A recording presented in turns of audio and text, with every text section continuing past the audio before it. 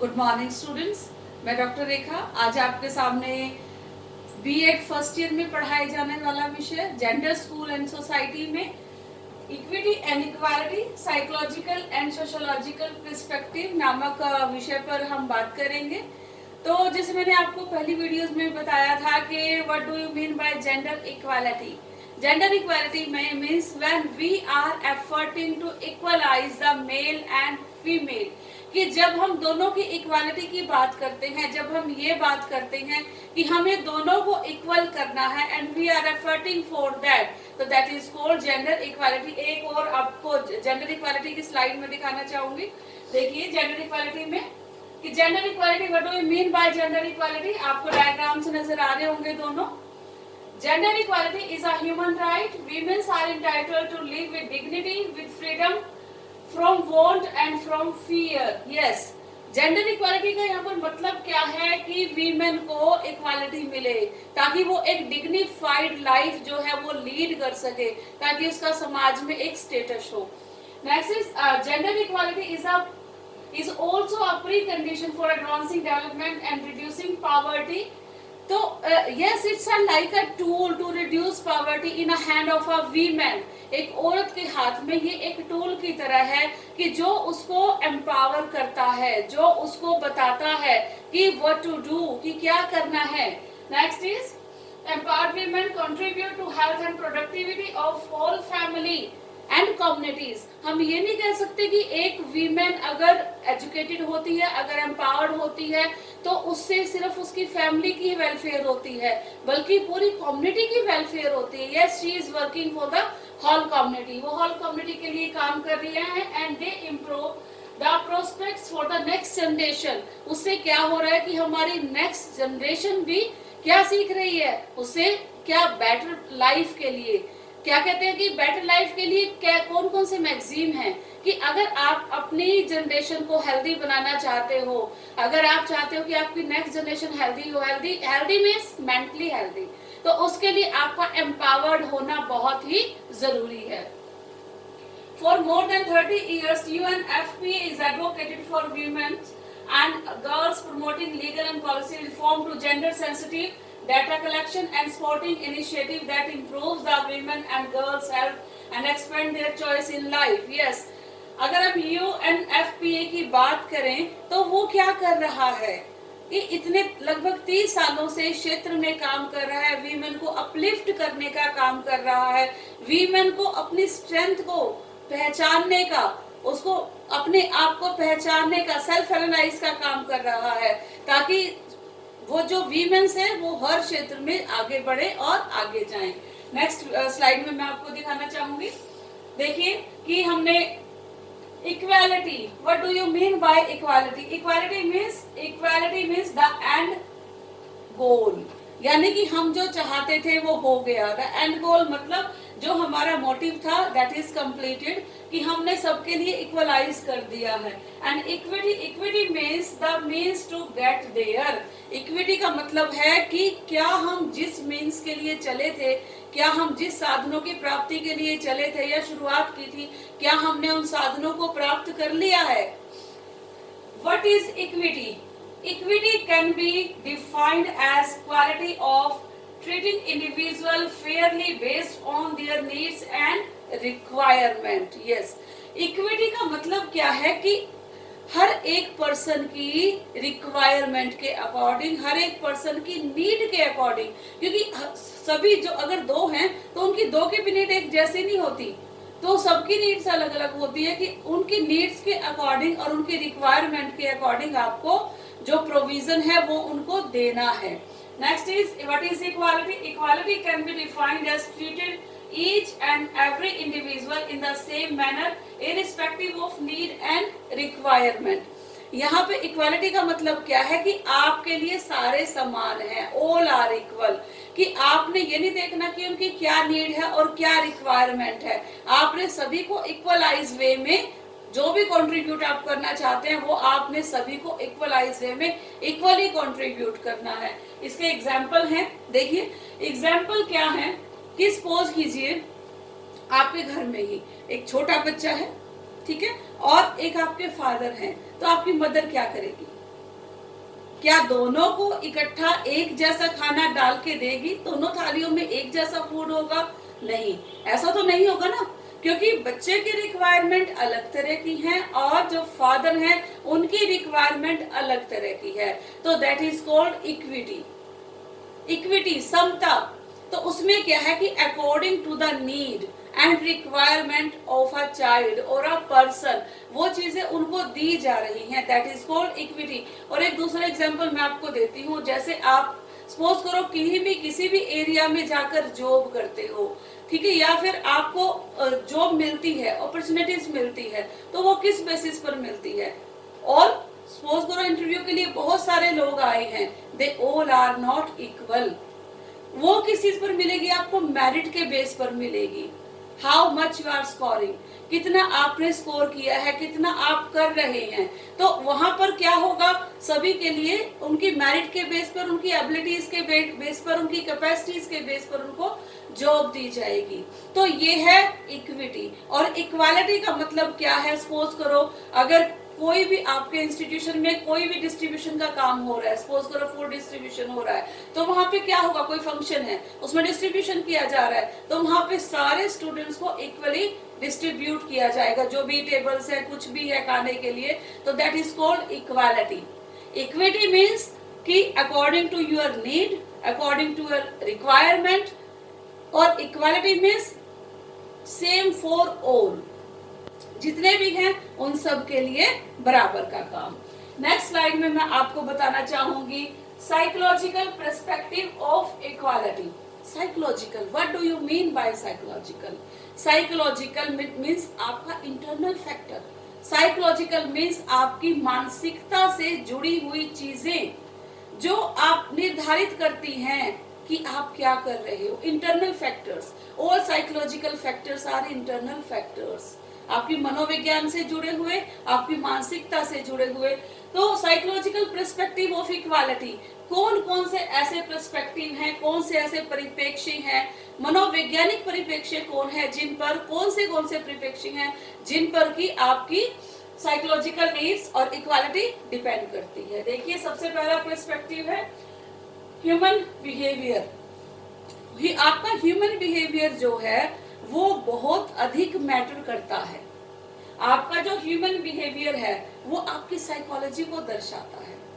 अगर आपके मन में किसी के लिए इक्वलाइज करने की भावना नहीं है, अगर आप उस चीज को, आपके मन में बचपन से ही वो चीजें हैं, नहीं ये हमारे इक्वल नहीं है, ये ऐसा नहीं कर सकता, हम ऐसा कर सकते हैं, तो वो एक मतलब ठीक चीज नहीं है।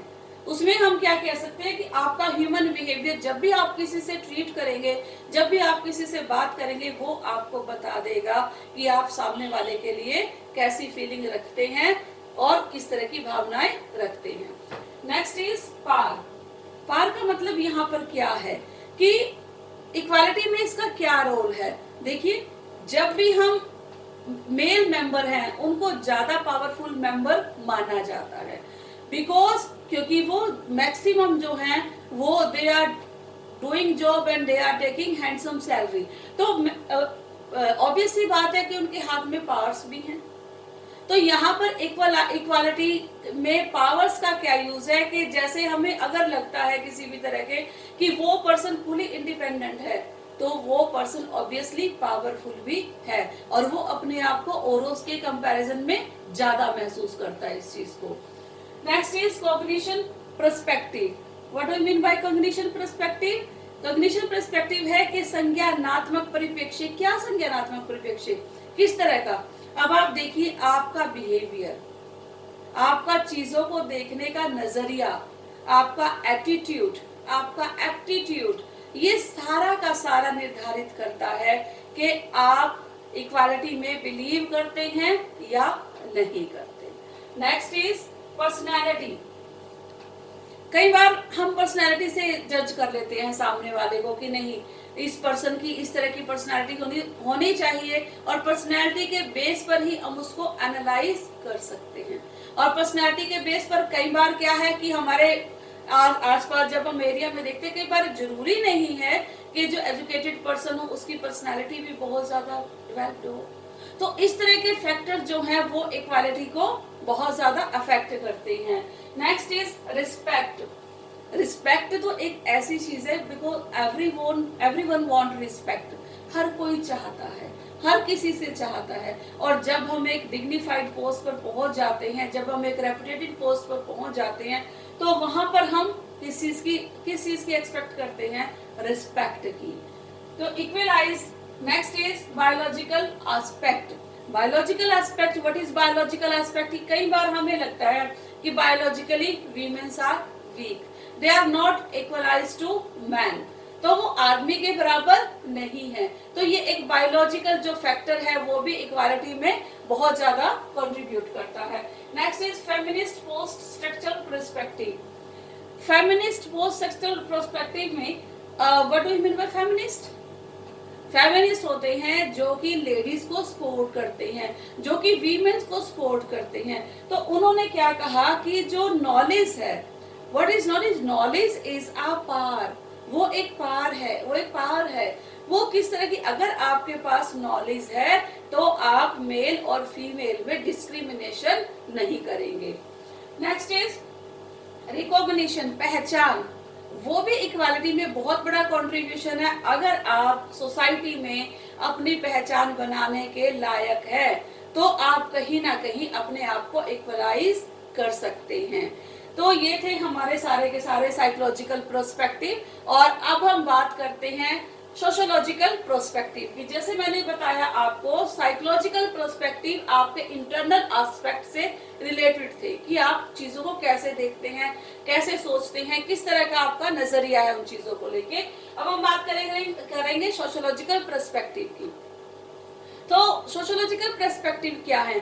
जो चीजें हमें सोसाइटी से मिलती हैं, जो चीजें हमें समाज से मिलती हैं, जिसमें इक्वालिटी के लिए समाज का कंट्रीब्यूशन है, जिसमें सोसाइटी अपना कंट्रीब्यूट करती है, तो उन फैक्टर्स को हम कहेंगे सोशियोलॉजिकल फैक्टर्स और सोशियोलॉजिकल पर्सपेक्टिव। तो सबसे पहले अगर हम बात करें सोशियोलॉजिकल पर्सपेक्टिव की, तो first perspective is family. It's true, क्योंकि फैमिली जो है वो बच्चे के लिए पहला इंस्टीट्यूशन है। मदर जो है वो बच्चे के लिए सबसे पहली टीचर है। तो फैमिली से हमारा जो चीजें हमें फैमिली से मिलती हैं, चाहे हम रिचुअल्स ले लें, चाहे अपने संस्कार ले लें, रीति रिवाज ले लें, तो जो चीजें हमें फैमिली से मिलती हैं वही हमारा सामाजिक दृष्टिकोण भी निर्धारित करती हैं। सपोज करो अगर हमारी फैमिली में इस तरह का डिस्क्रिमिनेशन हो रहा है, इक्वालिटी नहीं है, तो हमारा नजरिया उसी तरह का बन जाता है। Next is means of livelihood. Means of livelihood means कि आपने जीविका के लिए क्या कर रहे हैं। कि आप अगर एक अच्छी रेपुटेटेड पोस्ट पर हैं, अगर आप एक की रेपुटेशन बहुत अच्छी है, तो आपका सोशल सर्कल उसी के अकॉर्डिंग बन जाता है, आपका मेंटल सेटअप भी उसी के अकॉर्डिंग बन जाता है, जो आप लाइवलीहुड के लिए करते हैं, जो आप आजीविका को कमाने के लिए करते हैं। Next is literature. लिटरेचर का मतलब क्या है कि हमारा जो साहित्य है वो कैसा है। अब अगर हम अपने लिटरेचर की बात करें तो हमारे लिटरेचर में क्या कहा गया है? वीमन को श्रद्धेय माना गया है, पूजनीय माना गया है, बहुत ज्यादा रिस्पेक्ट है हमारे लिटरेचर में। तो अगर हम उन चीजों को अपने जीवन में लेकर आते हैं, उनको पढ़ते हैं, उनको पढ़ाते हैं, तो हमारे अंदर वो चीजें आत्मसात हो जाती हैं। Next is social mobility. Social mobility की मतलब क्या है? सोशल मोबिलिटी मीन्स कि हमारे अंदर लचीलापन होना चाहिए, कि हम ये एक जगह से दूसरी जगह, या ऐसा नहीं कि जिस रिजिड होकर जिस चीज पर, जिस एस्पेक्ट पर आप सोचते हो, आप सारी जिंदगी उन्हीं चीजों को सोचते रहो। नहीं, मोबिलिटी आपके अंदर होनी चाहिए ताकि समय के अनुसार आपके चीजों में, आपके सोच में परिवर्तन आ सके। Next is educational institution. Educational institutions are also playing the important role for socialization। क्योंकि अगर हम स्कूल की बात करें तो वहां से बच्चे का सोशलाइजेशन शुरू हो जाता है, समाजीकरण शुरू हो जाता है। क्योंकि बच्चा क्या सीखता है? बच्चा सबके साथ शेयरिंग सीखता है, सबके साथ केयरिंग सीखता है। बहुत सारी चीजें हैं जो बच्चे की स्टार्ट हो जाती हैं स्कूल्स में। Next is media. अगर आज मीडिया की बात करें तो media is also playing the important role in all that, क्योंकि मीडिया से ही हमें सोसाइटी की सारी न्यूज मिलती हैं। हम एक्सट्रोवर्ट हो जाते हैं, हमें पता चल जाता है। सपोज को हम न्यूज़पेपर पढ़ते हैं तो उससे हमें पता चल जाता है कि कौन सी घटना कहाँ पर हो रही है। अब जैसे आज की भी आपकी बात करें, इस सिनेरियो जो चल रहा है, ठीक है, कोरोना से कितने कंट्रीज अफेक्टेड हैं, कहाँ पर ये किस तरह की डिजीज है, किस तरह की प्रॉब्लम्स है, इसको कैसे क्योर किया जा सकता है, तो उसमें मीडिया अपना इम्पोर्टेंट रोल प्ले कर रहा है। Next is political laws. Equality के लिए आपको मैंने लॉज पढ़ाए थे कि हमारे लॉ में भी ये कहा गया है, इन द व्यू ऑफ और in the eye of law man and women are equal. दोनों के दोनों क्या हैं, समान हैं। If they are working, if they both are working, they can get equal salary for their work. तो ये क्या है, in the law or in the nature or in the eye of constitution.